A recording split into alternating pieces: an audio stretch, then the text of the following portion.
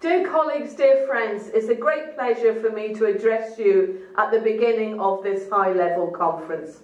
You've selected a very important topic, the future of work in the 21st century. Indeed, the future of work is what we keep trying to anticipate and to shape as trade unions at national, regional, European and company level. And it's getting tougher because the world of work is changing at a faster pace. Whether it's the introduction of new technologies, responding to climate change, or responding to old-fashioned discriminations and injustice, or a whole new type of inequalities that some employers are trying to introduce into the world of work. Let's begin with technology. It's a very important instrument in today's world. We've seen exponential developments in innovation, particularly in the last few years.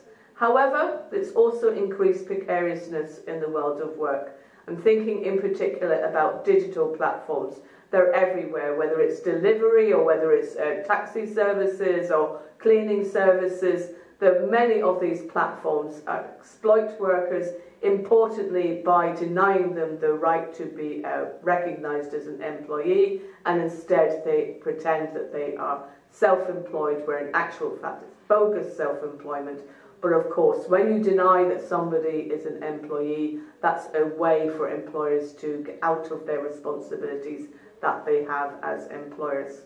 The other challenging aspect of the digital platforms is the use of algorithmic management, whether it's to control the worker, to make sure to manage them within a second of their working lives, every second of their working life being managed, and if they get it wrong, the worker gets punished either by not being called for the next task or punished in terms of how much they get paid. So being at the mercy of an algorithm is unacceptable in the future world of work. We need to make sure that the human is always in control. We need to make sure that you have a right to speak to a person if it's about something that affects your life. And importantly, we have a right to know, we must have a right to know what is the decision being made by the algorithm. We need to make sure to see inside the black box of that decision making. The ETUC has launched an intensive campaign to end the abusive practices. We've been lobbying for an effective directive to improve working conditions of platform work. And finally, the Commission has delivered a directive. The European Parliament has endorsed it and come forward with extra strengthened measures for that directive. But the Council still struggling to have their agreement, and then after that we get into the trilogue, this three-way discussion between the Commission, the Parliament and the Member States. And so it's really important that we stick together. The ETUC and our affiliates need to work together to make sure that this critically important legislative development makes it over the line, but importantly makes it over the line in a way that no one is ever again incorrectly designated as a self-employed worker, and everybody who works for a platform has decent work, the right to join a union, the right to have a collective agreement properly recognised. Another phenomenon we're currently facing is a situation where employers say they can't find skilled work. Some sectors are affected more severely, and while it's true in some sectors, it's not true in all sectors. Often it's not a lack of skills. What it is a lack of decent jobs. Workers are burnt out often in the health sector and can't work there anymore because of the conditions. Similarly, other professions, workers not able to go back to that work because of the bad conditions that they have to work under. So we need to challenge the idea that it's only a problem of a lack of skills, it's also a lack of decent work. But then again, it's also the case that many workers want to get essential skills. They know that to advance either at work or in the future, they need to have access to training, to update their skills.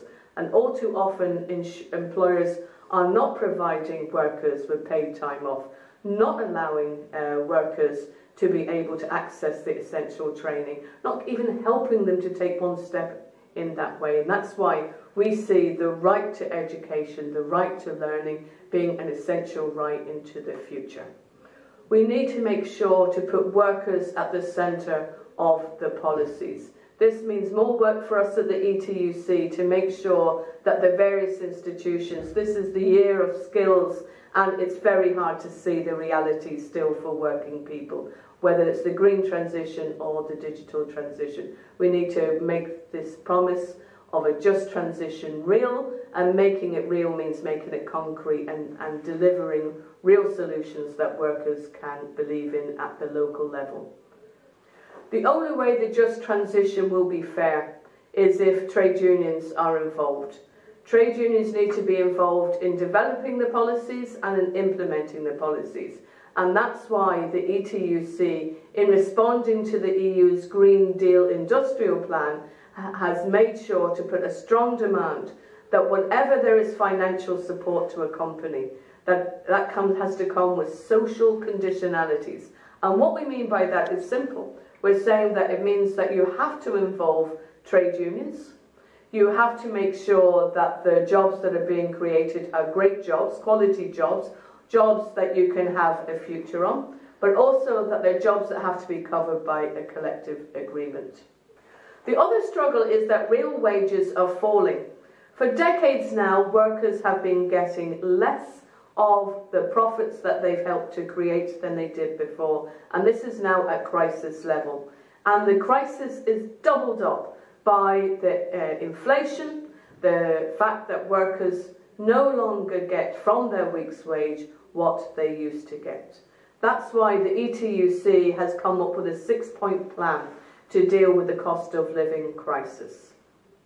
The first important step is that wages must be increased commensurate with the cost of living. For too many years, profits have increased, but there has been no similar increase in wages.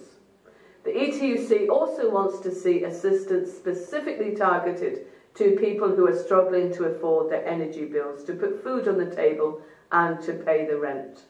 The cost of energy should immediately have a real price cap for working people, and we need to extend national and European anti-crisis support measures to protect incomes and jobs in those sectors where they're struggling. But again, it always needs to come with the conditionality that to have quality jobs and a collective agreement.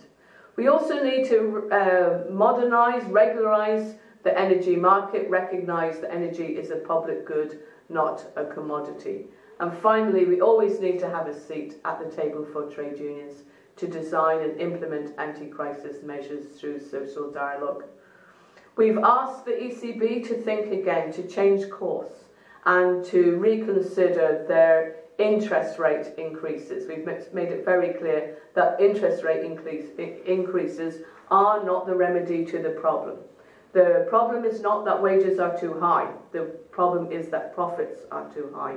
And interest rates do not tackle that. Taxes tackle that. And that's why we've called for windfall taxes on the windfall profits that companies made last year. It's a myth to say that all companies are struggling. We also want to see governments attacking union busting. We've seen the type of union busting practices which would be quite normal to see in the United States taking hold now throughout Europe, and we need to put a stop to that. And that's why the minimum wage directive is so important in its transposition, and I believe that the future of work can be significantly better if we make sure that the environment to support trade unions to be able to organise workers into a union, to be able to prepare to have a collective agreement and to put that agreement into effect is the critically important success factor for the future of work. We have a great opportunity provided by the minimum wage directive. The minimum wage directive dictates that 80% of work in a member state must be covered by a collective agreement. We've got until 2030 to get there. Slovakia stands at 24%, so your government needs to provide a clear plan. It needs to sit down, work with you to identify what measures need to be put in place to increase the number of workers covered by a collective agreement. And we at the ETUC are committed to seeing this through with you, to support you every step of the way in your struggle. And I'm looking forward to us laying that important groundwork for the future of work. Of course, that directive also deals with an adequate minimum wage. An adequate minimum wage is a threshold of decency. It sets a level and says nobody should be required to work for less than this. It doesn't matter who you are, where you're from, or what work you do. You should be able to afford the cost of living from your minimum wage. And that's why the threshold of 60% of the median and 50% of the average, to meet both of them in each and every member state, is so important. And again, we will be working with you to help you to ensure that the Commission makes sure as well that you are getting, that all workers are always getting that threshold of decency. We see one of the critically important levers to be public procurement. Trillions of euros every year are given out by public authorities on contracts, whether it's for cleaning services or waste management, whatever it is. We no longer need to have a situation where the rules for public procurement privilege companies who do not have a collective agreement, who pay workers less and who have worse conditions of employment. No, that needs to end. Instead, we need to privilege companies who respect the workers' right to collective bargaining, who have a collective agreement and who pay decent wages. They need to win contracts, not lose them. That's going to be critically important as well, and I'm looking forward to the work that we're going to do on that in the coming year. In the upcoming years, we'll also be looking at transforming our own world of work, whether it's as trade unions or as a European Trade Union Confederation. What do we need to do to be stronger together, to be able to mobilise, to be able to reach out to more workers, to let them know about the importance of collective bargaining, the importance of sticking together, to set aside the ideas of divide and conquer? How do we deliver to working people, and how does the ETUC deliver to you, our affiliates, more effectively? How do we have more interesting meetings? How do we get together? How do we develop our policies, whether it's petitions, no matter what it is, we need to look at renewing, revitalising our work as trade unions. I look forward to working with you in the coming 4 years of the mandate to be able to deliver that. And importantly, part of that work needs to be about the role of trade unions in fighting against hatred entering into our workplaces. Whether it's the far right or anybody else, we need to have respect. Respect for all workers. Respect no matter who you are, where you're from. Man, woman, doesn't matter. Doesn't matter. In all of our diversity, we all need to be paid equally, and we all need it to be respected properly. We stand for unity over division. We stand for trade union values, and that's why the ETUC is discussing a charter of values in this, our 50th year. We'll be looking at confirming those, declaring them, and then delivering them to make them real, that the trade union stands for you. It doesn't matter who you are, the trade union will respect you, will fight for you. Dear colleagues, dear friends, today you shall be deliberating on very important topics on the 3 panels.